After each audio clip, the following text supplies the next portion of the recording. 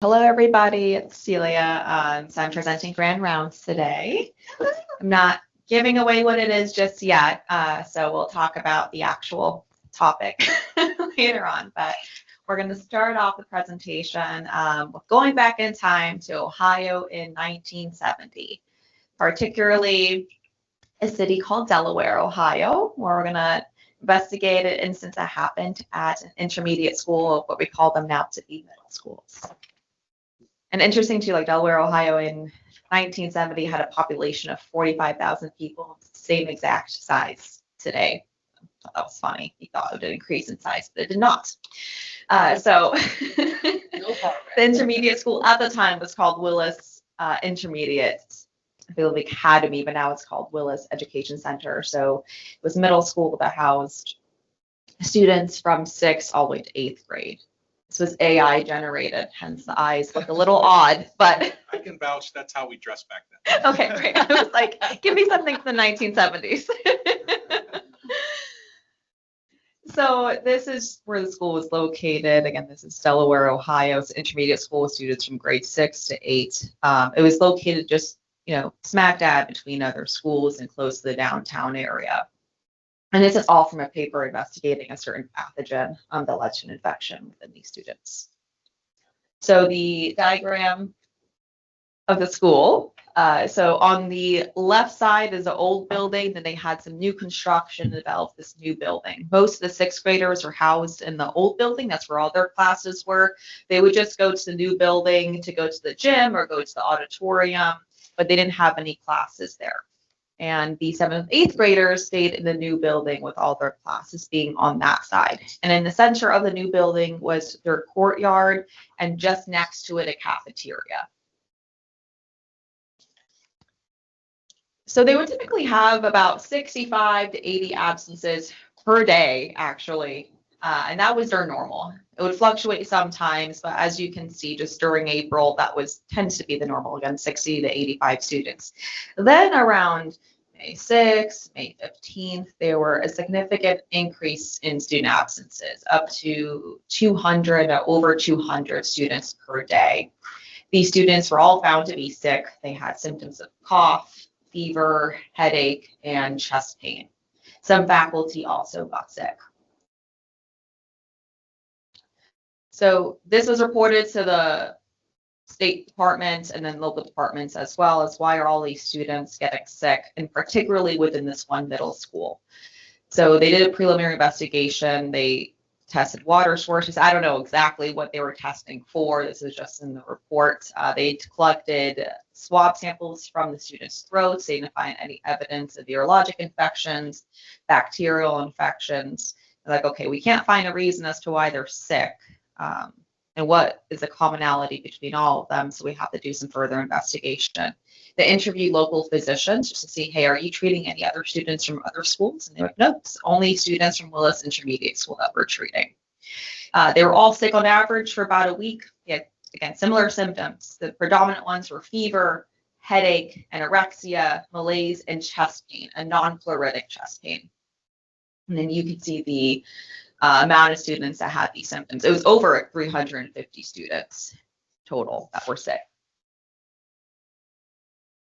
So then they started looking at what was the commonality.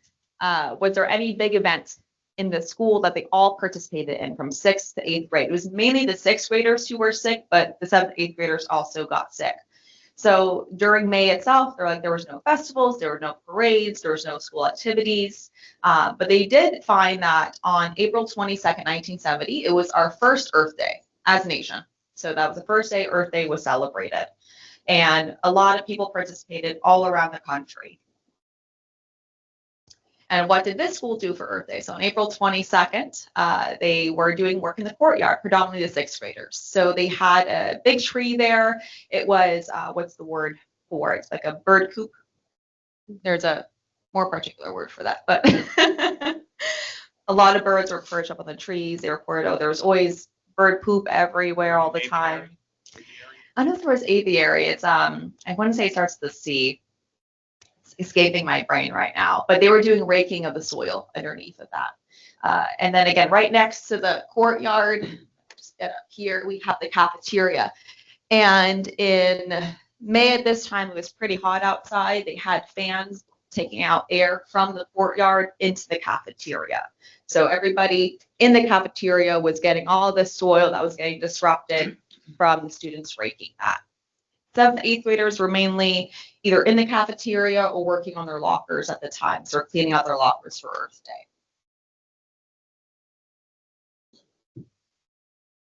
So again, most students, particularly 6th graders, participated in the Earth Day celebration. By this point, the diagnosis was made in terms of what pathogen was causing this. And the timing of onset of illness corresponded with the incubation period of this pathogen. They looked at substitute teachers that were working, and those that were working prior to Earth Day on April 22nd did not get sick. But if they worked April 22nd moving forward, they did get sick. They did smoke bomb testing to evaluate ventilation throughout the school. So they did smoke bomb testing, going back to the slide, starting in the courtyard, and you can see air intake here and air intake up there just by the courtyard, entering into the new building. And what they found is all the air that came out from the courtyard went into the new building and into the old building at all levels. Is it a corral, what you're looking for? No. Or no. But I know. I think I had written it somewhere. It might not be with the C, that's just my memory saying that. So what do we think this might be? Yeah. So histoplasmosis. So acute histoplasmosis. That was really interesting study that was done, that we also study within that school. So what is histoplasmosis? It is a dimorphic fungi. It exists as a mold in the environment, a yeast in the human form, and you can put the other dimorphic fungi on here as well. So you can see the mold form and then the yeast form. The name originated in 1905. There's a PhD, Samuel Taylor Darling. It's called Darling's disease. 1905, he was doing work in the Panama Canal, investigating malaria, and then he found this organism, and then he was like, oh, it's just another parasite. So at that point, he thought it was a parasite, and it looked like it had a capsule around it. So it was histo because it infected the histiocytes, and the plasma because it would invade the cytoplasm, and encapsulatum because of this like, pseudo capsule it had around it. And at that time, again, they thought it was a parasite that in 1912 was identified as a fungal organism. So in its mold form, it has very, very, very thin hyphae. It has this large trabeculated macroconidia, similar almost to like Scedosporium, the macroconidia of Scedosporium, and then these very small microconidia. These are the ones that are small enough to actually get to our alveoli. And then the microconidia can sometimes be fooled for blasto. But the large macroconidia give it away for histoplasmosis. And then what do the yeast form look like? So very, very tiny, 2 to 5 microns. So this is the yeast inside of macrophage. You can see the pseudocapsule around it.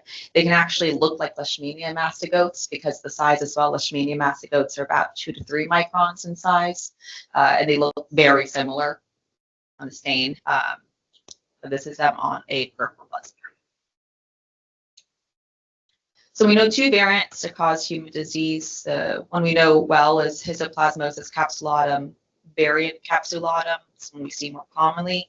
We also have Histoplasmosis capsulatum variant dubosii. This is mainly found in Africa. But predominant disease is capsulatum. There are other variants of histoplasmosis, but these are the 2 that are more well documented for human disease. So where do we find it? We find it in soil with bird excreta, which means urine and feces, because they actually urinate and defecate from the same hole. It's called cloaca. So there's no separate systems for the urination and feces when it actually comes out. And bat guano, so bat feces. Bats themselves get infected with histoplasmosis. They carry the fungus in their GI tract and also infect their other organs. So they're another host for histo. And it's interesting because histoplasmosis grows, as a mold in colder soil. As I say colder, but not as warm. And in our body, when it's warm temperature, it goes into its yeast form. But bats have a wide variation of temperature. When they're in torpor, so their hibernation, they can get down to 10 degrees Celsius. And when they're actually in flight, 40 degrees Celsius. So you kind of question, do they change form within the host of the vat? Can they go from a mold form to a yeast form in a vat? There's nothing really well documented on that, but it's interesting how there's pretty wide variation in temperature, and you would expect morphology to change. Birds do not get infected. They can carry it on their wings just because the soil can go on their wings, but they contribute to enriching soil with their droppings. They have a lot of uric acid in the urine itself. It's highly acidic, and histoplasmosis likes an acidic environment in the soil to grow. And then the birds too is predominantly starlings, which actually originate from Europe, and blackbirds. So geography, where do we find it? We always know as Ohio, Mississippi River valleys, but actually it's kind of all around the central and southeastern United States, especially as we're experiencing climate change. We have seen it grow further. So this was the most recent geographic distribution on the CDC website. So favored environmental conditions that favor its growth is proximity to water, humid conditions, an acidic soil environment, and then tree cover as well, because they don't like direct sunlight on the soil to actually grow. So we can see it in Florida. And then globally, these are the colors where it's more hyperendemic, areas where it's more regularly, but we see it in the United States, South America as expected, Central America, Central and in South Africa, Southeast Asia, and then some in Europe as well. So really all over, so it's important to know and travel history of your patients. And then how do we get infected with histoplasmosis? Again, in the environment, it exists in its mold form with these macroconidia and microconidia. Microconidia break off, and these can be aerosolized, especially when the soil is disrupted. So when you think of someone going spelunking, for example, they're just walking on the ground, you're disrupting the ground by doing that. It's really easy for these things to get aerosolized. It enters through our trachea down to our lungs, and inside the lungs, we have a really warm environment. And this is where the microconidia transform into the yeast form. And once they actually enter the alveoli, they get also engulfed by macrophages. So again, histoplasmosis. Macrophages engulf the histoplasma yeast in there. They can actually replicate and then act like a Trojan horse. Go through the reticular epithelial system, infect all these other organs. So you infect our bone marrow, our spleen, our liver, adrenal glands, CNS. So this is interesting. It's able to get engulfed, and how does it actually mask itself so that macrophage can engulf it? So there's two things on the cell wall. We have the 1,3 beta-D-glucan and the 1,3 alpha-glucan. And the alpha-glucan can actually go up in response. So when the macrophage is trying to engulf or is going to engulf the histoplasmosis increases the amount of alpha-glucan. So the beta-glucan is hidden away, and the dectin from our cells can't detect it. So that's a way to actually enter. And there's a multitude of immunological responses and how histo evades it. I'm not going to go into great detail in this presentation. I thought that was an interesting one, how it just upregulates the amount of alpha-glucan on its cell wall to just cover the beta-glucan and make it not seen. So pathogenesis, it established latency within granulomas. So enters macrophages, and we develop granulomas, and that's how it comes to latent infection. It's not your body curing it, it's just walling it off, and it's just staying there in an inactive form, not really doing much until potentially reactivate again. The most important things we have interferon gamma and TNF alpha, produced mainly by CD4 cells. These are extremely important for keeping the infection at bay and keeping it in its latent form. And what we can see, in scans, what we've seen in patients too, is we have these splenic calcifications, lymphatic calcifications caused by the calcified granulomas. They tend to be in the spleen very punctuate, multiple lesions. So clinical manifestations, primary infection. Most are asymptomatic. It's actually over 95% are asymptomatic with a primary infection. Incubation period is pretty wide. Also depends on the inoculum and if you've been exposed in the past or not, and how high of an endemic area you are, which plays a role into both of those. So incubation period can be from 3 to 21 days. It takes a very high inoculum or immunocompromised state to develop illness.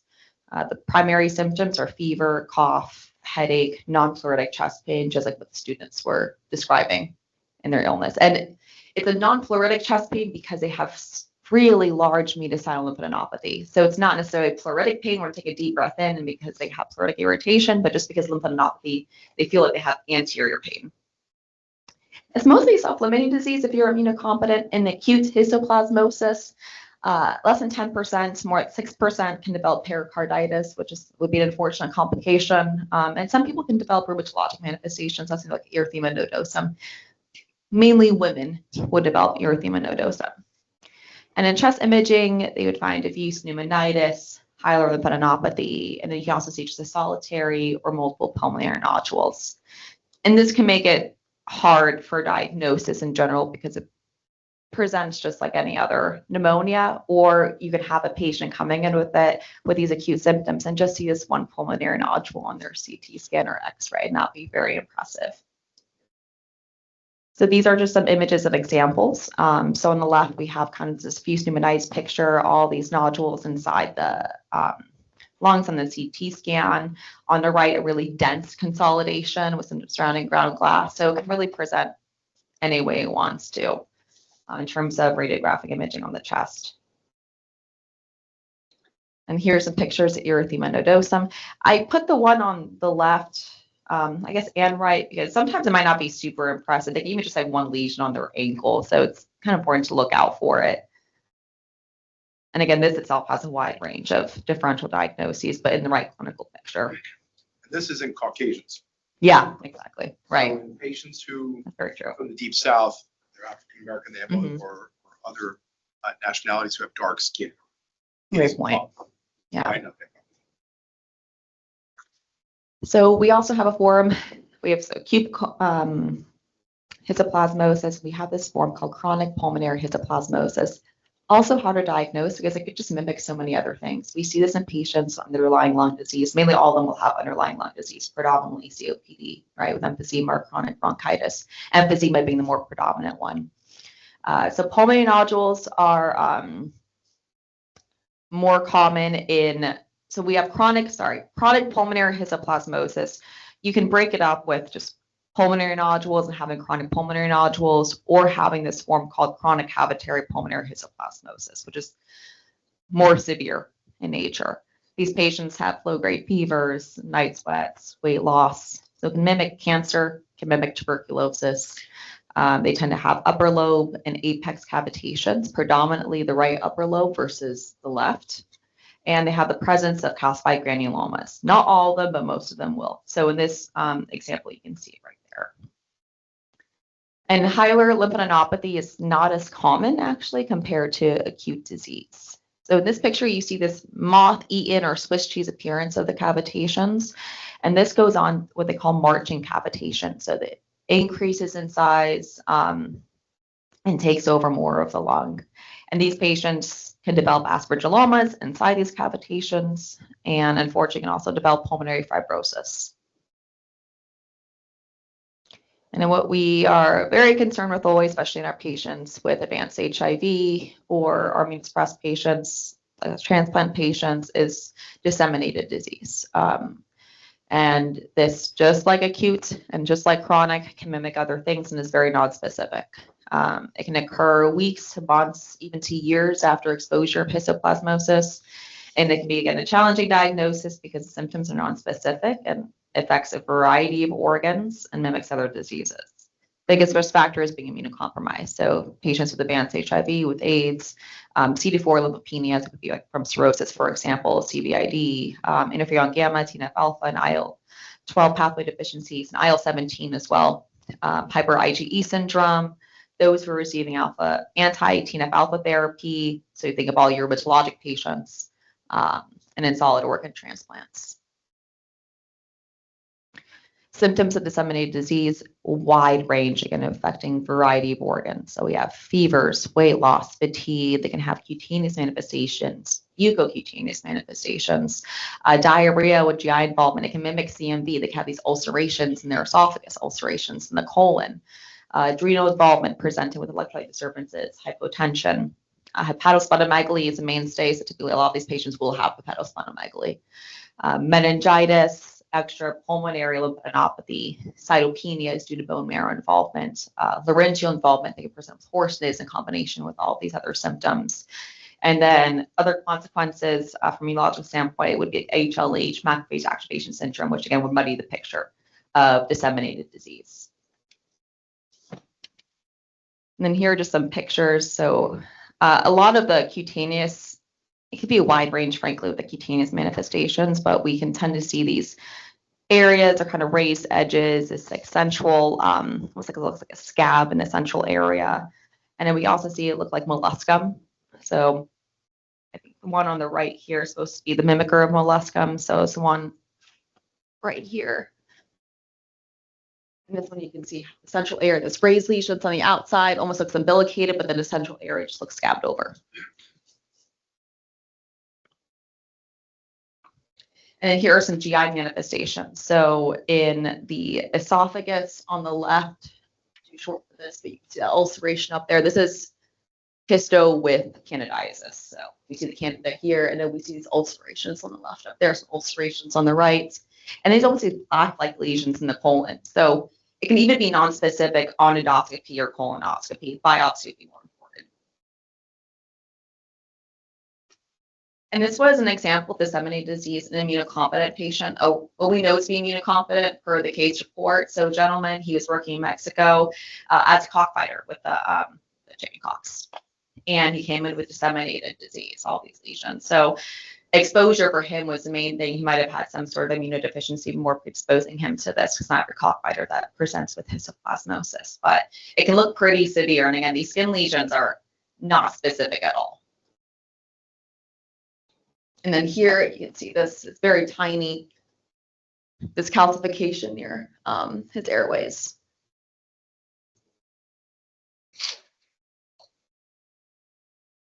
And then here are some oral and mucocutaneous manifestation. You see this gentleman on the left, and I believe he was getting a biologic, I want to say for rheumatoid, and you see that lesion on his left lip. And then on the right, you see the palatal lesion. And then here's a disseminated form in the lung, just nodules everywhere, ground glass, really dense lymphadenopathy in that mediastinum. So diagnostic testing, it takes a strong clinical suspicion as well, because again, these patients, it's a very non-specific presentation, so it has to be in your head as, could this be histoplasmosis? So it's diagnostic testing in combination with clinical picture and imaging findings. We have antigen testing, serologic testing, cultures, and histopath. Some others, PCR testing is not really validated, and then now we have next-gen sequencing as well. So I'll go into each of these. Antigen testing, we know as we mainly test the urine, at least with our facilities. You also test BAL fluid, serum, and CSF. The urine antigen testing is actually better than the serum testing. It's looking for the galactomannan. It has high sensitivity and specificity in disseminated disease. They can cross-react other endemic fungi, such as Coccidia or blastomyces. So just taking that into consideration. The antigen testing isn't as great in acute histoplasmosis or chronic histoplasmosis. We'll pick it up. Yeah, and then we have serologic testing as well. This will be helpful in cases where the antigens may not be positive. So we have complement fixation, titer of 1 or 8 or higher. It's more indicative of disease, immunodiffusion, and then EIA antibody testing with IgM and IgG. This is better for your immunocompetent patients and then your subacute to chronic forms of histoplasmosis. The complement fixation can also have cross-reactivity with other endemic fungi. And then the immunodiffusion has a and then combining the EIA testing and antigen testing is better than either alone. But take into account the time for antibody production, which can be, 8 weeks or more sometimes even. And then culture, this is better for chronic or disseminated cases. It takes a long time to grow. So it's not going to be something you think you're going to get results back fairly quickly. If you're trying to diagnose a patient, has to be incubated at 20 to 30 degrees Celsius, again, to allow the actual mold form to grow. It has a higher sensitivity in immunocompromised patients and specimens like blood or bone, lowest sensitivity in pulmonary disease and pulmonary lesions. In histopaths, you can see caseating and non-caseating granulomas. A lot of times it's confused for tuberculosis. Some patients will have this pulmonary nodule and maybe it's capitation. They get a biopsy that shows this granuloma, and then they think they have TB. AFB stains are negative. They get treated for TB, and the symptoms just don't improve. And it's because it's histo the entire time. You can do different staining, so GMS staining, PAS staining, H&E staining. The yeast inside the macrophages, again, can resemble Leishmania. So it's a good side beware of lookalike. So we have Leishmania on the left. It just looks so similar. And then we have histoplasmosis on the bottom right, and at the top, Toxoplasma gondii or gondii. So just be aware that can look like different things. So it's with the clinical picture. This is super board worthy. They will definitely put a picture of one of these, and you will have to differentiate. They really look alike. I think the key here is the kinetoplast next to the nucleus. This was that arrow sign. That's what's gonna make you or break you in the boards. Okay. Yeah. Why do they always look- Nice to meet you. I'm excited to. Yeah. why do they always look like that? The key is the questions. Exactly. Yeah. And you're not with Leishmania. They're going to tell you that there was a cutaneous lesion first. That never happens the other way around with histoplasma. It's just not. It's not for boards. They're not going to try and trick you, even though you might think they are. And so you've got to look at the question step. That's the key, Okay. because they might not give you the kinetoplasm. They might not at all. That's true. And then, so on the left, we have Histoplasma capsulatum variant dubosii, and you can see the budding yeast. So this actually is replication form on the methylamine silver stain, and on the right, we see the PAS stain. So treatment, this is very brief slide on treatment, just because treatment varies depending on chronicity of histoplasmosis, severity of histoplasmosis, and site of infection. So there's guidelines for all of them. You're not going to memorize it. I gave it on a presentation right now.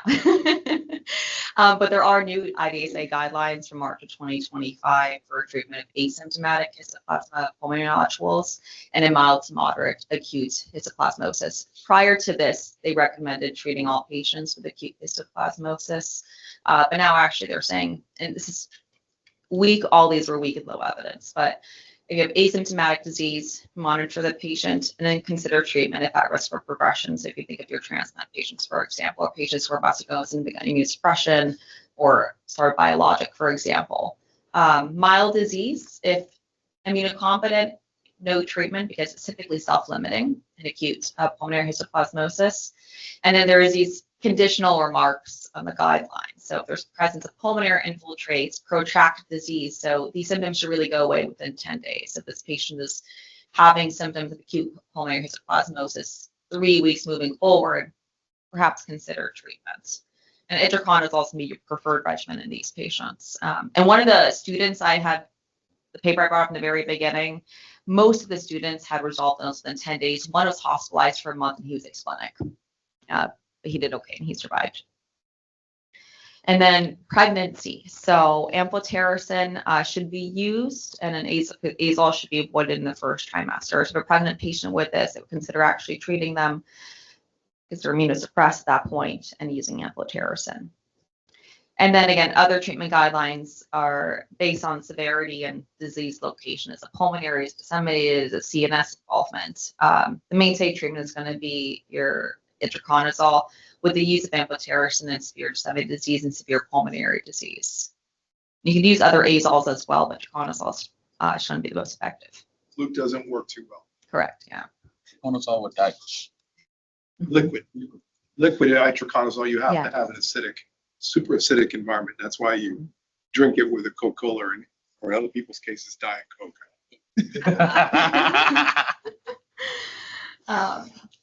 And then so late and long-term complications of this. So the most common infectious cause of fibrosing mucositis in the US at least is going to be histoplasmosis. It's pretty nasty. Basically just, you got this extensive fibrosis just completely invading your mediastinum and then just grows and grows and grows. And you can get compression of your airways, compression of your arteries. Typically, it's fatal. They actually use a B lymphocyte response, so they've been trialing now rituximab for the use of this. That's interesting, but it's not like a proven therapy. And it's a very, very rare complication of histoplasmosis. And then there's something called presumed ocular histoplasmosis syndrome. And this is in patients who have acute histoplasmosis. They get these punched out for retinal scars, pericardial atrophy. They don't have endometritis. And they get something called choroidal neovascularization. Essentially, they have vision loss. And there's no great treatment for that. And then I put the picture on the right just to show this is a solitary pulmonary nodule histoplasmosis. Again, can look like a tumor. It can look like anything else. So a lot of times patients might get biopsy. The clinical suspicion isn't there. They think maybe it's cancer. It doesn't really come back with anything. So just something to keep in the differential for patients who might be from endemic areas. And as we see in the U.S., it's basically all southeast, central U.S. is considered an endemic area for histoplasmosis. But it really is a really great mimicker of other diseases. And then solid organ transplant patients, I brought this up because it's interesting because we can't see this with reactivation, de novo infections. Rarely infections that are donor acquired. Most of the evidence is going to be in renal transplants. That's because we have majority of transplants are renal transplants. That perhaps is why you would think it'd be pulmonary. But it's actually not recommended to screen transplant recipients unless there's concern for active disease. It's also not really recommended to screen donors. There was a paper, it was only about 500 people, so it wasn't extremely large, but they showed that recipients that were screened for histo, about 25% of them were from an endemic area, at least had positive histoplasmosis. And despite undergoing transplant, none of them reactivated. I don't think that was 500. It's a very large population, but that's what they're basing this off of. So currently, there's no recommendations to screen these patients, but keep that in the back of your mind if you have what looks like disseminated disease after transplant and from an endemic area, this might be histoplasmosis, or if they have right granulomas in the spleen or granulomas in the lung. And these are some of the references. So sorry, it's a very short presentation, but I wrote that first paper about the epidemiological study of the students, and that was really interesting because just how many were affected and just how easy it was just for the microconidia to get aerosolized.